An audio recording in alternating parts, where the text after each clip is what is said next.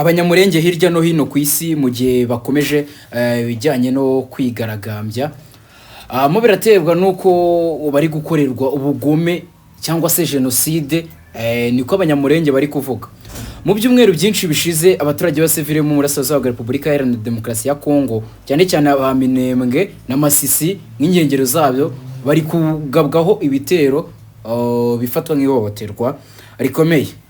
Ibi ni bimwe mu biri kugenda bivugwa. AFC 23 nayo hari itangazo yashyize hanze uyu munsi kuri ubu bwicanyi abanyamurenge bakomeje kuvuga ko rwose bikabije, cyangwa se basaba n'ubutabera. In the Quick Times News, Ngendi Benga Oziana, reka mbikuvire imuzi n'imuzingo mubwira iby'ubu bwicanyi, ndetse by'umwihariko reka tubanze dusome iri tangazo rya AFC 23 kugira ngo ibintu bigende neza. Iri tangazo rya AFC 23 rifite umutwe ugira uti ubutegetsi bwa Kinshasa burimo kongera ubugome bwabwo bwa jenoside bukorerwa abanyamurenge. Mu byumweru byinshi bishize abaturage b'Abasivile bo mu Burasirazuba bwa Repubulika Iharanira Demokarasi ya Kongo, cyane cyane bo muri Minembwe na Masisi n'inkengero zabyo, bari kubaho mu bihe by'ihohoterwa rikabije kandi rikorwa mu buryo buhoraho. Ingabo zishyigikiye ubutegetsi bwa Kinshasa zirimo FARDC, FDLR zashinjwa jenoside. Mitwe yitwaje intwaro ya Wazalendo, ingabo z'u Burundi FDNB ndetse n'abacancuro b'abanyamahanga ziri gukora ibikorwa by'iterabwoba n'ubwicanyi bwibasira abaturage b'Abasivile.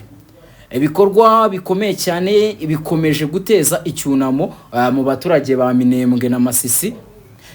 Indege zitagira abapilote, drone nyinshi zirimo kurasa mu duce dutuwe cyane, ibisasu bikajugunywa nkana mu baturage basanzwe.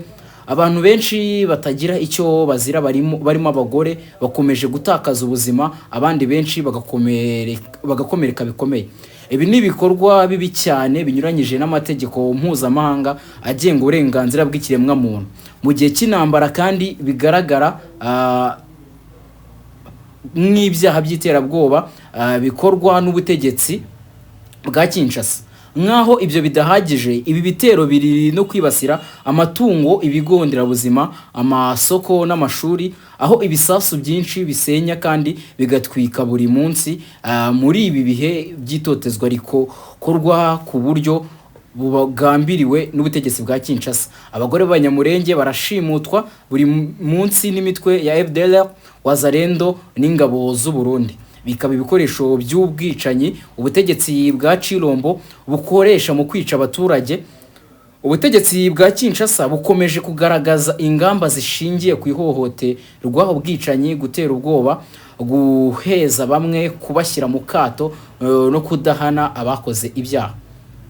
Iminembwe no mu nkengero zaho ibintu byageze ku rwego rukabije rutigeze rubaho mbere. Izo ngabo zikomeje kubaho zigaba ibitero bikomeye no kohereza abasirikare benshi kugira ngo zikomeze ubwicanyi n'iterabwoba. Mu kirere drone zifite intwaro zigenda zisimburana mu matsinda, zigahora zirasa ku midugudu ituwe cyane. Mu munsi umwe gusa ibisasu byinshi bikomeza kujugunwa ku baturage. Iyo Minembwe itari kuraswaho, imidugudu ituwe cyane Masisi mu ntara ya Kivu y'Amajyaruguru niyo ihura n'ibitero by'ibisasu mu minsi ikurikirana. Ubu bugizi bwa nabi bukorwa mu buryo buhoraho, buteguye neza kandi butarobanura, butera ikibazo gikomeye. Ni iki mu by'ukuri Chilombo n'abafatanyije bagamije ku banyamurenge n'abavuga igiswahili ndetse n'abatuye mu duce tugenzurwa na AFC 23? Iki kibazo kirareba no ku ruhare rw'u Burundi. Ibimenyetso byose bigaragaza gukomeza kubibasira ku buryo bukabije kandi nkaho ari intego idahinduka. Ubutegetsi bwa Kinshasa bugomba guhagarika aka kaga k'ubwicanyi n'ibikorwa bya jenoside.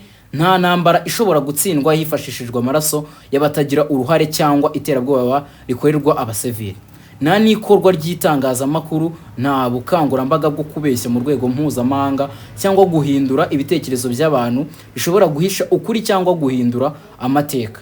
Abashaka kwamamara bashingiye ku maraso n'amatongo, amaherezo bazarimbuka muri ibyo. Impamvu y'abarwanira kubaho kwabo ifite imbaraga zishingiye ku kuri no mu mateka.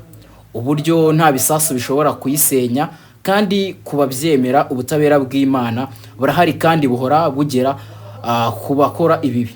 Ihuriro FC M23 riraburira abanyekongo n'umuryango mpuzamahanga kwikomeza ryoterwa rikomeye rikozwe mu bushake kandi mu buryo buhoraho ryangiza uburenganzira bwa muntu ndetse no kutubahiriza agahenge k'intambara n'ubutegetsi bwa Kinshasa.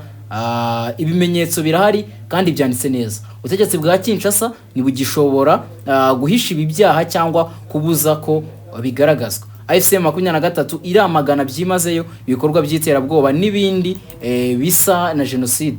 Ubugome bw'ubutegetsi bugomba guhagarara, kandi ubutegetsi bwa Kinshasa bwo bwonyine bufite inshingano zuzuye ku byaha bukomeje gukorera abaturage b'abasivili. Ayo ni amagambo ya AFC M23 bashyize hanze babicishe ku rukuta rwabo rwa X, aho bari gukomeza noneho gusobanura ubugome bwa leta ya Kinshasa, bavuga ko leta ya Kinshasa ikomeje kwica abasivile b'abanyamurenge by'umwihariko muri Minembwe ndetse na Masisi n'ibindi bice bahana imbibi. Hano birakomeza guteza urujijo. Ubundi AFC M23 yashyiraga hanze itangazo ahanini leta ya Kinshasa yitaga iza kuri nyomoza, ariko kugeza magingo aya leta ya Kinshasa nta kintu iri kuvuga kuri ibi biri kuvugwa na AFC M23. Hari byatangiye kugaragara noneho ko leta ya Kinshasa ishobora kuba ibyiri gushinjwa ari ukuri, iyo ikabona ahubwo nijya hanze cyangwa se nijya kuvuga bishobora kuba bibi, igahitamo kwicecekera cyangwa se bagatereka tubareke bavuga. Ese ko buri munsi ari gusohoka itangazo rya AFC M23, imiryango mpuzamahanga ikabireberera, itangazo ryaje risubiye, ni iki kiri bukurikireho hano mu bice bigenzurwa na AFC M23, ukubona ko ifite ikibazo cy'uburyo abasivile bari gutotezwa kandi nta ruhare na ruto bagira muri iyi ntambara. Nje buryo mbibona mu ruhande rwanjye, AFC M23 ihanganye na leta ya Kinshasa, ubwo ni mu buryo bwa gisirikare. Nimba ari mu buryo bwa gisirikare, mbona igisirikare cya M23 cyakagombye guhangana n'igisirikare cya leta ya Kinshasa mu buryo bwo kurwana bubwa ku ruhande rwa FARDC ndetse na M23. Noneho no mu bijyanye na politike bagahangana ku giti cyabo yaba AFC M23 ndetse na leta ya Kinshasa, ariko nta muturage ubijemo. Ari umuntu wigeze kuvuga ngo aho inzovu zirwaniye ngo hangirikira ibyatsi. Nano ndabona hano mu burasirazuba bwa Repubulika Iharanira Demokarasi ya Kongo ariko bimeze, amahanga marabireberera, kandi hari ikintu gikomeye agomba gufata kugira ngo aba basivile bari kwicwa babone ubutabera, kandi no kwamagana nyine hatazaba genocide hano mu burasirazuba bwa Repubulika Iharanira Demokarasi ya Kongo. Ahubwo nuko bimeze. Ni The Quick Times News, turakomeza kuhakubera uko byagenda kose. Amahoro n'imigisha abane namwe. Bundi dusubire mu kanya, gusa niba utarakora subscribe kugira ibintu bikomeze kugenda neza. Mubwira ati jya no kuri channel ya The Quick Sport News, naho ukore subscribe, ni channel yashizajya inyuraho ibijyanye na sport.